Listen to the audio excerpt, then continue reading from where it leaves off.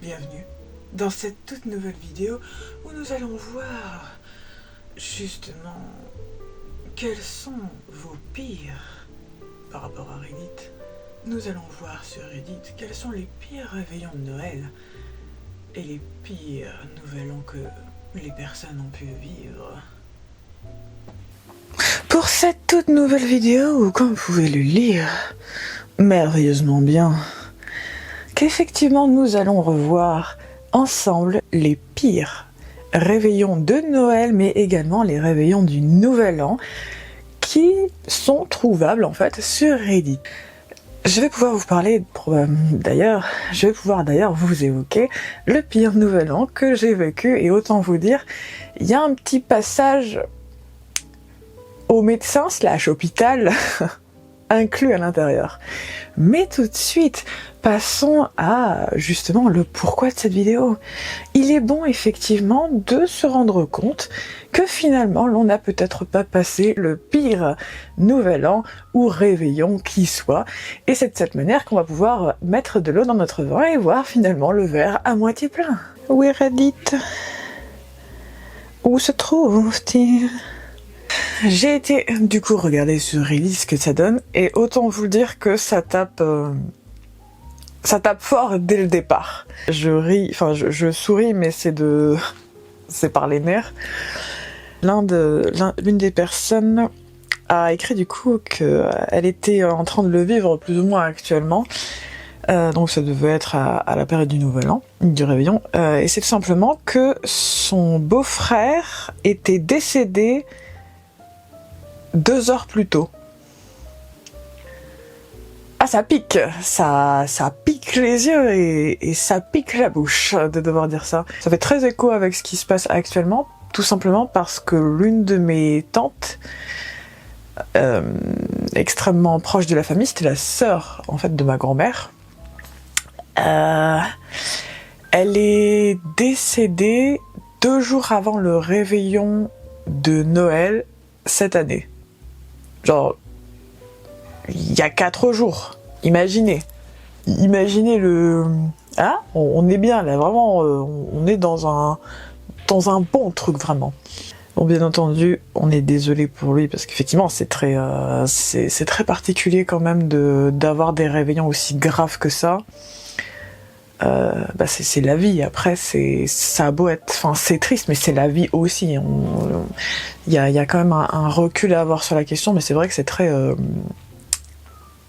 Le suivant pour peut-être relever un petit peu le niveau, parce que ça débute d'une manière assez sombre. Oui, c'est ça, c'est très très sombre, hein, tout de suite. Il est arrivé à du coup la soirée du réveillon du Nouvel An avec une perruque dorée et des lunettes de soleil de New York 2024 et un pantalon assez confortable pour au final se rendre compte que c'était une soirée costume cravate très élégante. Ah là, j'aime. Qui son meilleur ami en fait, qui était l'hôte, a oublié de le lui dire. Il avait 17 ans et il y avait à peu près 50 adultes autour de lui et peut-être 5 personnes de son âge dans l'assistance. Oh, la solitude. En vrai, je m'enterre. Non, en fait, c'est vraiment une hésitation entre vouloir s'enterrer et fuir, ou se dire c'est le Nouvel An, qui s'en fout. Tout le monde était en train de le fixer et était... j'ai vraiment des monstres. Et était très très impoli, avec un visage désapprobateur et plein de commentaires haineux. Il a essayé de faire avec, mais il a préféré partir, parce que c'était le meilleur.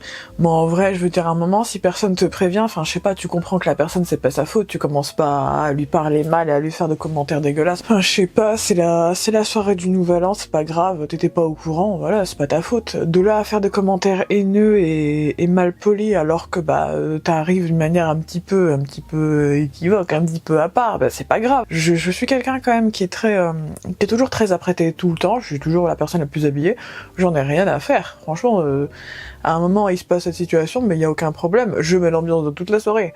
Il y a pas de problème. Et si les gens, ils ont un balai dans le sif, bah, c'est pas mon problème, en fait. Il y a quand même des limites à se comporter de cette manière avec quelqu'un. Du coup, il a commencé à... Oh mon Dieu. Ça ne s'arrête pas, hein. Ça s'arrête jamais avec lui. Du coup, il est sorti dehors, hein. Parce que ça s'arrête pas là, hein. Il est sorti dehors et sa voiture, du coup, elle refusait de fonctionner. Du coup, il a commencé à marcher genre 30 minutes, trouver quelqu'un en panne sur le bord de la route et il a offert du coup de l'aider pour pousser la voiture. Et au fur et à mesure qu'il poussait, et en fait, la roue, elle s'est mise à tourner et l'a couvert de boue de la tête aux pieds. Et il était juste là, en train de regarder le gars partir avec sa voiture, alors qu'il est resté sur le bas-côté couvert de boue. C'est pas bien, mais c'est drôle. En fait, c'est le genre de situation où tu dis, t'en as tellement rien à faire au final de ce que les gens pensent, c'est rien. C'est tellement pas grave, en fait. Je suis désolée que ça vous est arrivé si vous passez par là, je suis désolée. Après, c'est drôle à avouer que franchement, il y a tellement de choses superficielles dans la vie qu'au bout d'un moment, on est plus touché par rien du tout et c'est pas grave, tant mieux, tant mieux. Alors, quelqu'un d'autre, Polikin, quand il était petit, son père a décidé de tester si le spray au poivre fonctionnait. Ça sent l'hôpital par ici. Du coup, il a testé à l'extérieur et finalement, il s'avérait que ça marchait bien suite à son pauvre choix d'activité du coup de sprayer du spray au poivre à l'extérieur. Il a sprayé plein de désodorisants pour purifier l'air. Sauf qu'en fait, du coup, la maison, elle s'est remplie de désodorisants et de spray au poivre. Ce qui fait qu'il a fallu attendre à l'extérieur, dans la neige et le froid, que la maison s'évacue avec l'air contaminé. Au moins, le froid, ça conserve. Vous ne risquez pas de mourir de chaud à l'intérieur de chez vous. Aïe, aïe, aïe. Il y a à peu près 13 ans, une fille avec laquelle en fait il n'était pas intéressé et à qui il a dit à plusieurs reprises qu'il n'était pas intéressé, elle est arrivée en fait, elle lui a demandé un bisou de Nouvel An. Je lui ai dit non, que je ne pensais pas que c'était une bonne idée et elle a sorti une lame de rasoir. Non, on va pas lire ça. Elle s'est... Voilà. Non, faites pas ça. Si vous avez des problèmes à ce point-là, parlez avec quelqu'un. Vous approchez pas de quoi que ce soit de coupant. Je sais que ça peut être tentant quand on se sent mal. Mais laissez de côté les couteaux. Trouvez quelqu'un avec qui discuter de vos problèmes. Et n'essayez pas de réclamer en fait des bisous à quelqu'un qui veut pas de vous. Vous voyez, ça va pas ensemble. À un moment, en fait, on fait pas des trucs comme ça. Surtout que se faire du mal parce que une personne elle veut pas vous embrasser, à un moment en fait, faut... Non. Allez voir des spécialistes, allez voir des psys, allez voir des personnes qui pourront vous aider, mais faites pas des trucs comme ça en fait. Posez tout objet dangereux ou coupant, vous en éloignez, vous trouvez un oreiller, une peluche, un truc, un machin pour lui faire des câlins si besoin, si vous êtes seul. En tout bien et tout honneur, hein, bien sûr. On commence pas à faire des trucs bizarres avec des peluches. Non. Vraiment, prenez soin de vous, mais faites pas des trucs comme ça. Il y a des choses, c'est grave. En fait, il y a des choses, bah, c'est un peu la base même du délit.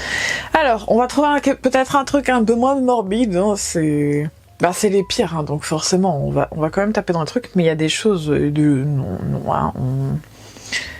voilà, hein, il y a des choses, c'est la vie, il y a d'autres choses, vous pouvez l'éviter. Hein. La mort, on l'évite pas. Par contre, se faire du mal et essayer de réclamer des baisers à quelqu'un qui veut pas de vous, ça c'est non. À un moment, on peut régler ça. Ça se règle.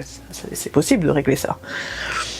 Il y a pas de problème, il y a que des solutions. Bon, la mort, il y en a pas, mais il y en a pour le reste. Donc, tâchons de régler ce qui peut être réglé, tout simplement. Jafar, oui, vous avez bien entendu. Jafar avec un K, je pense que ça fait que Jafar, mais bon, on va dire Jafar. Alors, il avait un gros crush sur l'une de ses amies du lycée. Il se confiait toujours à propos de Rob à son meilleur ami. Et on va appeler du coup son meilleur ami Jess. Jess n'avait jamais rencontré Rob. Elle avait juste entendu parler de lui à travers simplement ce qu'il lui racontait. J'étais très anxieux la première fois où ils se sont rencontrés et se sont bien entendus. Et pour voir s'ils s'étaient bien entendus. Ils s'entendaient extrêmement bien. Et il continue en fait toujours à parler à Jess à propos de Rob de manière plutôt journalière parce qu'en fait il était trop timide pour parler à Rob et du coup Jess c'était un peu du coup sa confidente. Arrive son anniversaire. C'est un petit peu long, hein. Je vais vous faire un résumé. Il y a son anniversaire. Rob et Jess, ils étaient là. Ils sont partis au club, ils se sont amusés.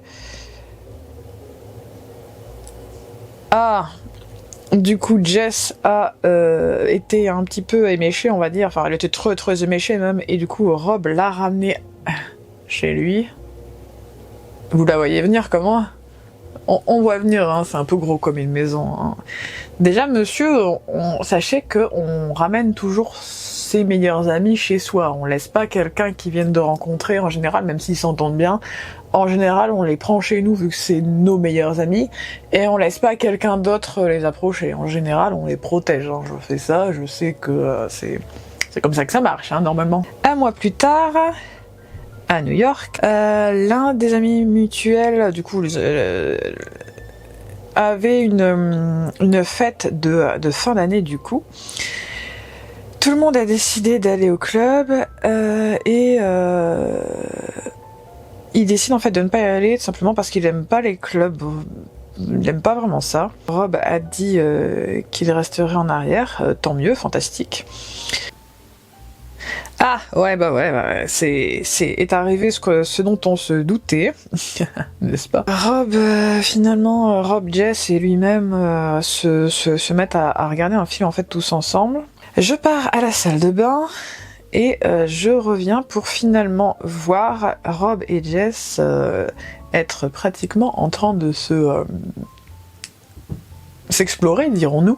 Il a fini dans la chambre du propriétaire de la maison, alors qu'il était du coup en train de pleurer pendant le compte à rebours pour sonner minuit en fait, le nouvel an. Il a appris finalement l'année d'après, lorsqu'ils ont fêté leur 1 an ensemble, que le jour où Jess a dit qu'elle était malade, le jour de son anniversaire à lui. En fait, le jour de son anniversaire, lorsqu'elle est rentrée et qu'elle était un peu bourrée, on va pas se mentir, du coup, c'est à ce moment-là qu'ils se sont fait des choses ensemble. Et qu'ils sont mis ensemble, du coup. Déjà, pour info, si quelqu'un fait ça, ce n'est pas votre meilleur ami. Non. C'est peut-être une connaissance, c'est peut-être une amie, mais ce n'est pas votre meilleur ami, parce qu'en fait, quand on est meilleur ami, on fait pas ça. Bah non. Il y a beaucoup de gens qui vont vous dire oui mais non c'est peut-être un peu extra. Non, quelqu'un qui vous fait ça c'est pas votre ami. Point à la ligne. Il n'y a pas de discussion. Quand on est ami avec quelqu'un, on fait pas ça. Ou alors on en parle à la personne pour dire qu'on a des sentiments pour la personne, on essaie de gérer le truc, mais on fait rien en dessous, mais on fait pas ce genre de truc. Non, c'est pas votre ami, ça ne sera jamais votre meilleur ami, c'est pas le cas. Cette personne, elle fait des trucs... Non, c'est pas votre meilleur ami, c'est tout, point barre. Il n'y a pas de discussion avec ça, changez d'amis, voilà. Parce que cette personne, c'est pas quelqu'un de sincère, c'est pas quelqu'un d'honnête. Parce que quand on est sincère et honnête, en fait, on fait pas ça.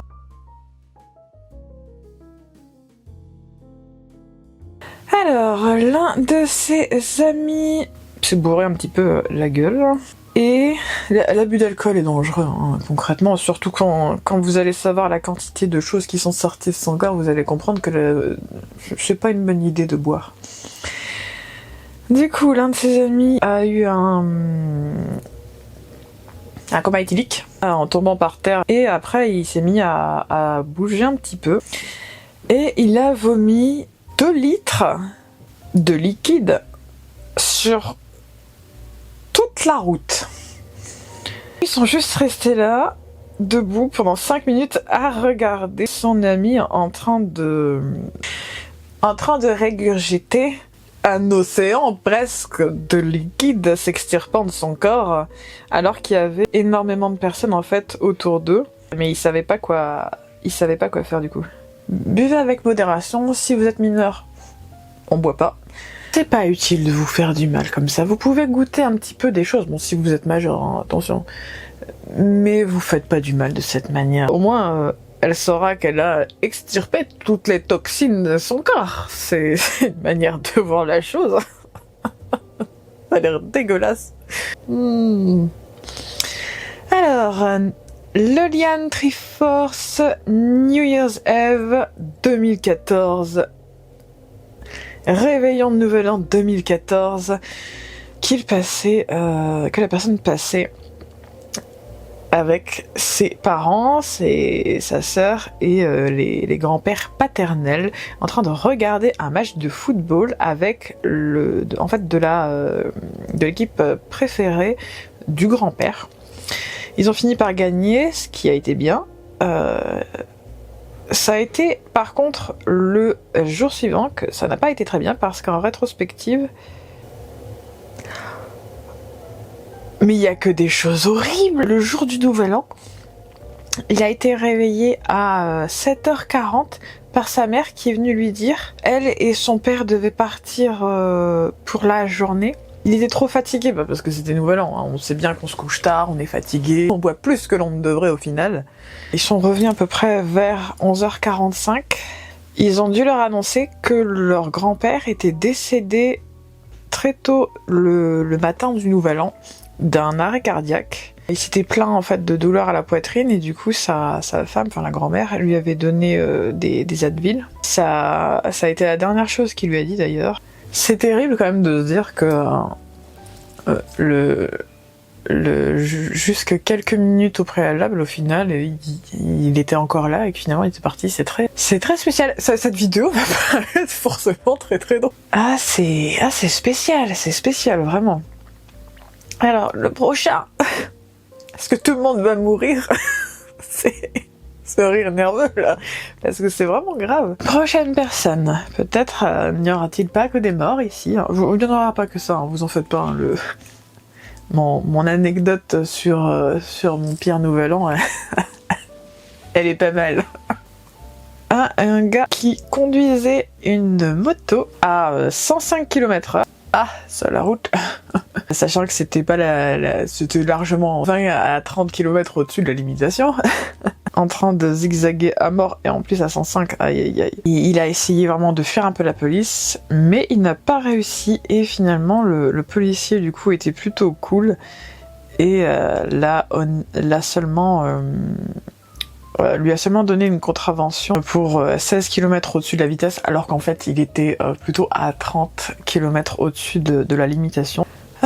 Et c'est pas une bonne idée, hein. Vous savez, respecter les règles, il y a des moments où on n'a pas forcément envie de les respecter, mais il y a des moments où faut le faire. En plus, c'est dangereux parce que si vous tombez au Nouvel An et au Réveillon en général, les personnes, soit elles sont un peu éméchées, soit elles sont pas forcément dans un bon état d'esprit. Vous savez, déjà parce que légalement, vous dépassez toutes les limites, mais aussi parce que c'est dangereux pour vous-même et c'est dangereux pour les autres. En plus, on a déjà vu assez de fois où il y a des personnes qui décèdent de manière subite, éviter de faire partie du coup de ces personnes-là.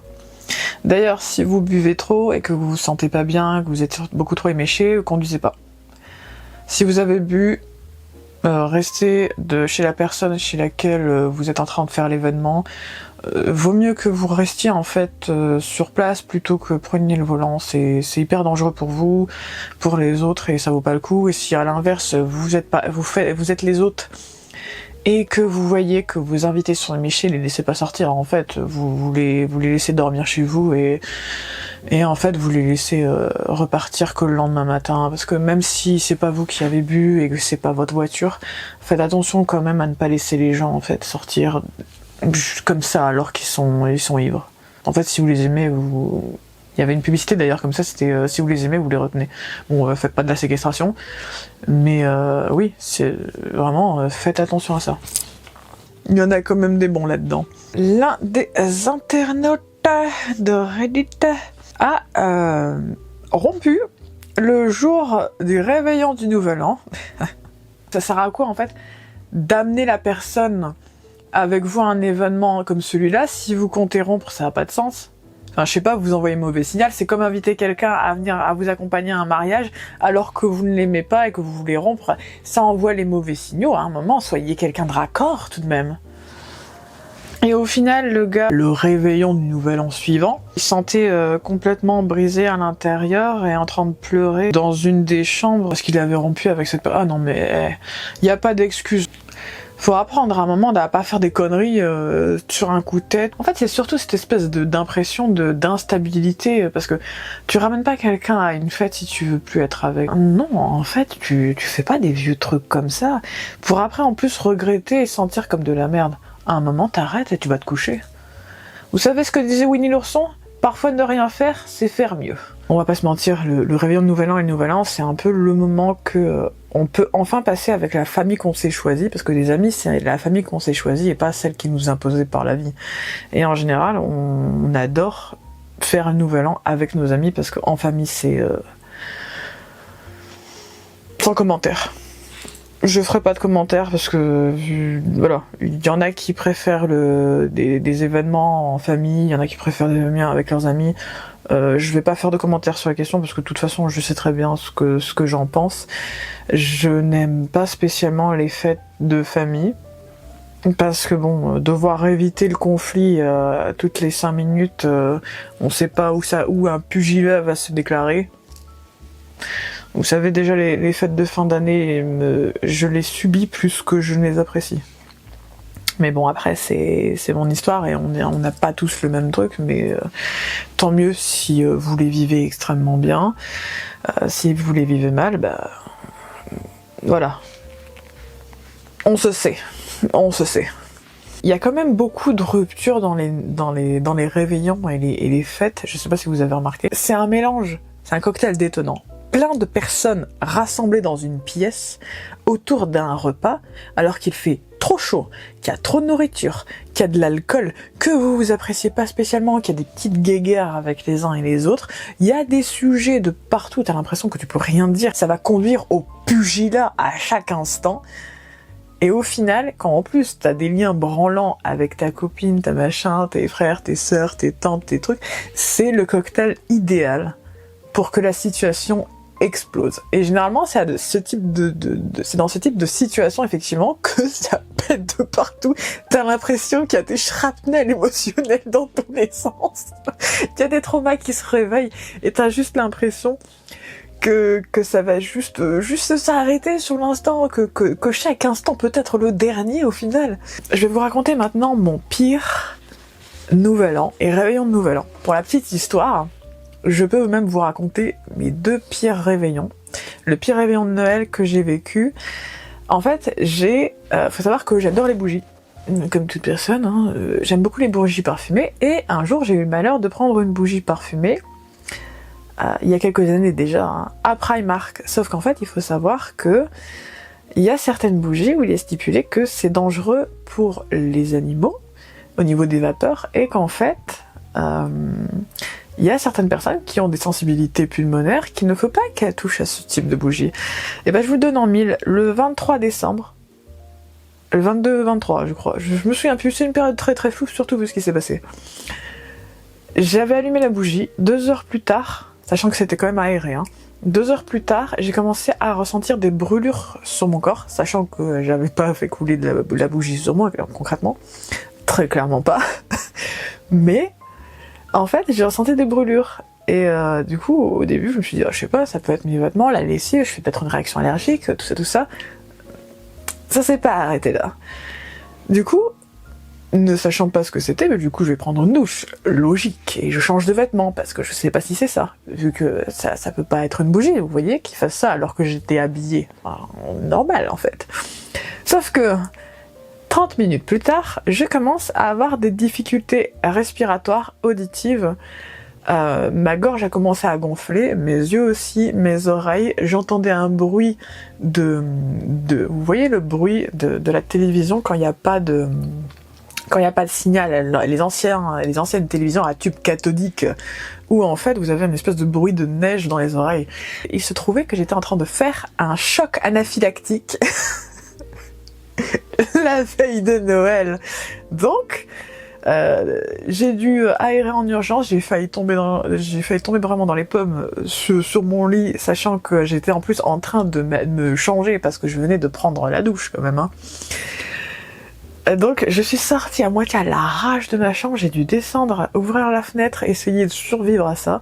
J'ai passé mon réveillon de Nouvel An habillée en pyjama parce que j'avais les oreilles gonflées, les yeux gonflés, je galérais à me nourrir et tout. C'était dégueulasse parce que forcément j'avais la gorge gonflée et les yeux et tout.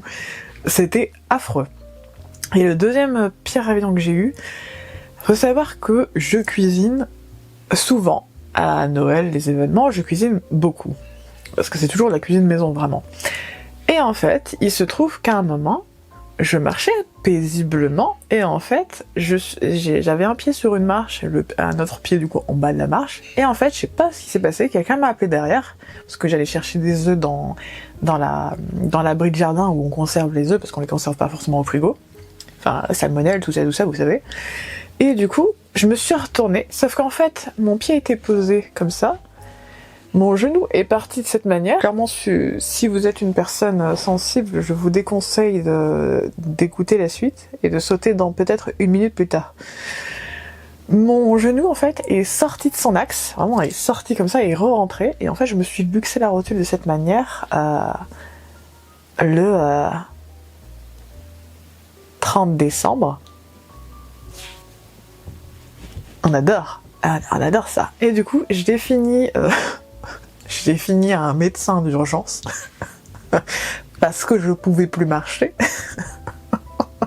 J'en ris, mais je vous assure, ouais, je ressens encore la douleur dans mon esprit parce que j'ai déjà luxé mes 2 rotules. C'est une douleur que l'on n'oublie pas. Si vous avez déjà luxé vos rotules, vous savez c'est quoi le niveau de douleur qu'on ressent. Et en fait, je me rappelle même que mon chien, il s'était approché de moi et il avait même commencé à sautiller, mais le truc c'est qu'il avait sautillé sur ma jambe, donc déjà que j'avais mal. Mais en plus il s'était mis à sautiller sur juste au-dessus de mon genou. J'en ris, mais c'est pas drôle du tout. Au final, j'avais dû continuer à cuisiner parce que forcément, il y avait des convives et du coup, en plus à l'époque, j'étais fiancée en plus. Et mon fiancé m'a pas du tout aidé. J'ai passé le réveillon de Nouvel An avec une attelle et des béquilles, dites-vous. Ah, en plus il a fallu que je prenne le métro. Imaginez le métro de Lille, bondé la veille du Nouvel An, avec des béquilles, avec un genou qui fout le camp, et à devoir encore porter les plats cuisinés là-bas. Imaginez quand même le niveau du délire. Bah ça a été mon pire réveillon de Nouvel An de toute ma vie jusqu'à présent. Bon après ça a commencé à être un petit peu détrôné parce que du coup il y a quelques jours ma tante, paix à son âme d'ailleurs, a quitté ce monde aussi. Du coup c'est vraiment un Nouvel An assez spécial. En plus c'était le jour de l'anniversaire de ma mère qui est aussi décédée, mais il y a quand même quelques années, donc c'est quand même un peu spécial, hein, cette période elle est pas folle. Encore une fois, c'est pas grave. Si vous passez votre Nouvel An seul ou accompagné, c'est pas grave. En vrai, vous savez, parfois une pizza, un package Schtroumpf et on est fini, on est bon. Courage. Et vraiment faites des choses qui vous apportent du bien, qui vous intéressent, qui vous apportent de la joie, ne serait-ce que pour quelques minutes. Et si vous êtes en famille, bon courage, écoutez. J'ai la chance cette année d'aller chez une très bonne amie à moi, chez Gaëlle d'ailleurs. Je te salue en passant. D'ailleurs, faut que j'emballe tes cadeaux.